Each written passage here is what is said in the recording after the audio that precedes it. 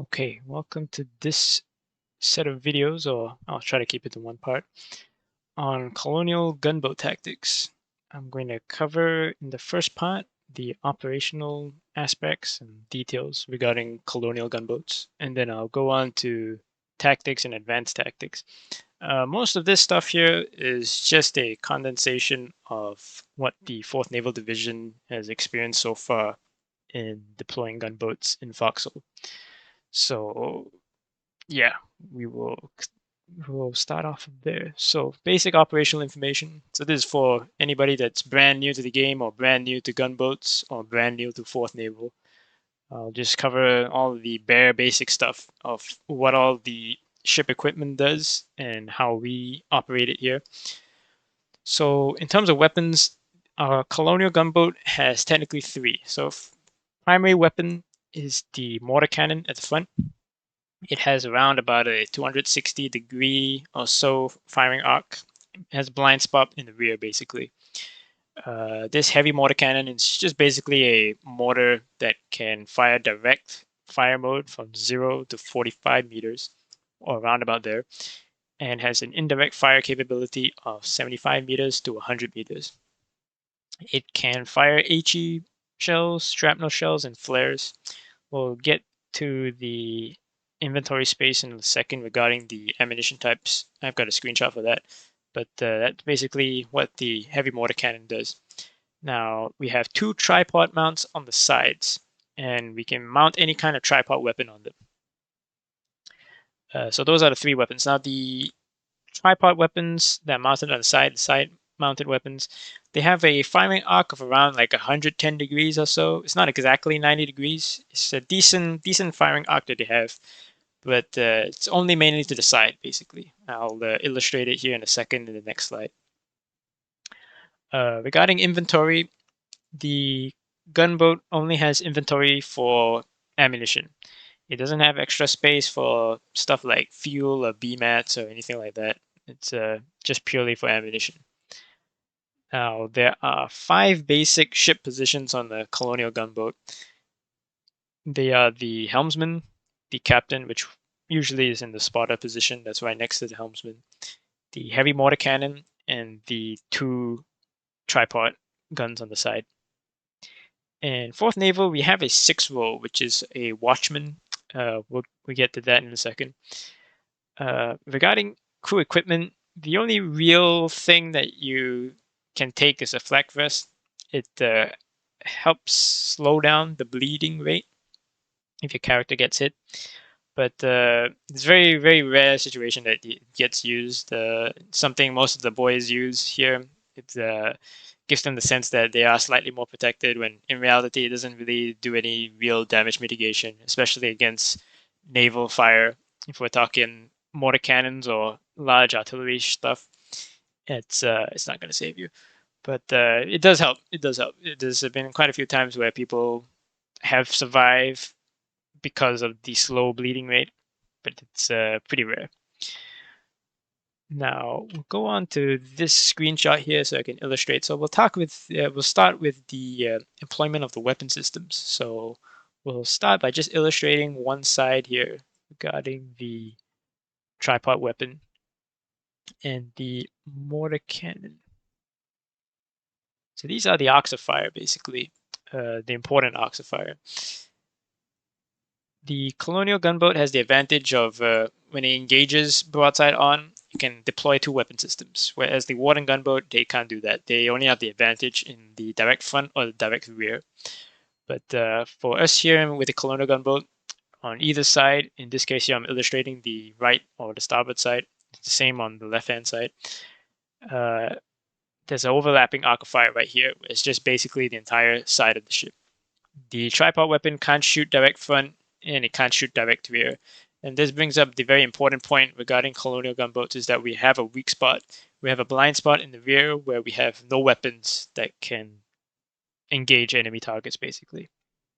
Now, regarding ship positions, as you can see here, we have 6 crewmen, right? Now, the bare minimum that I would recommend ever running a gunboat is 4.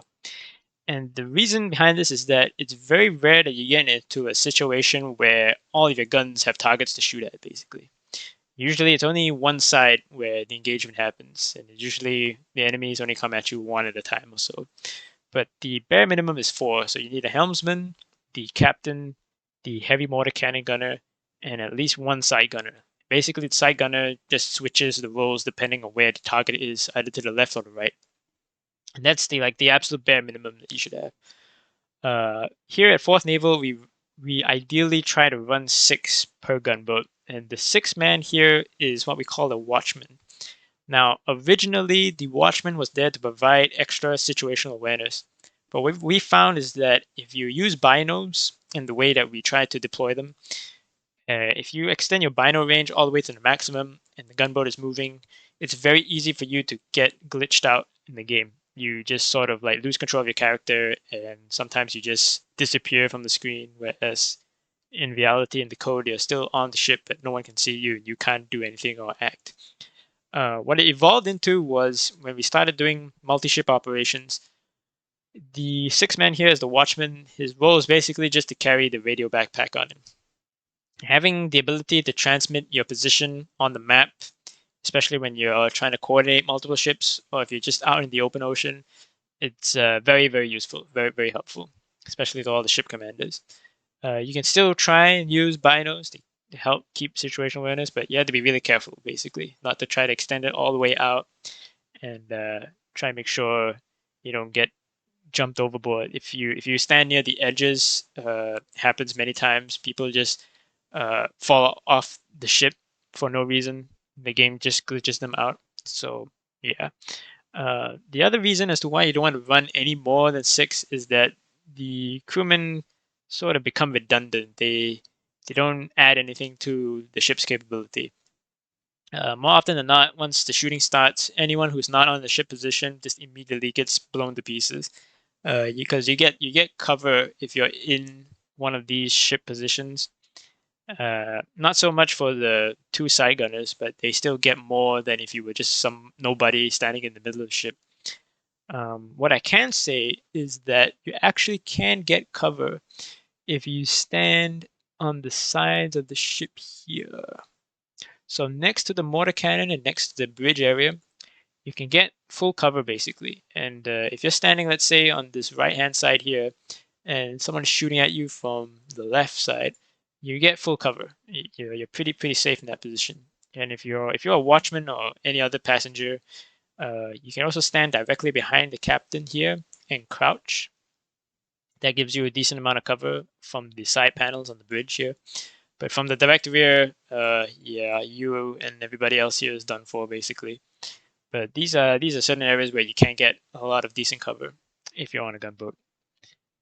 So continuing on with the operational information.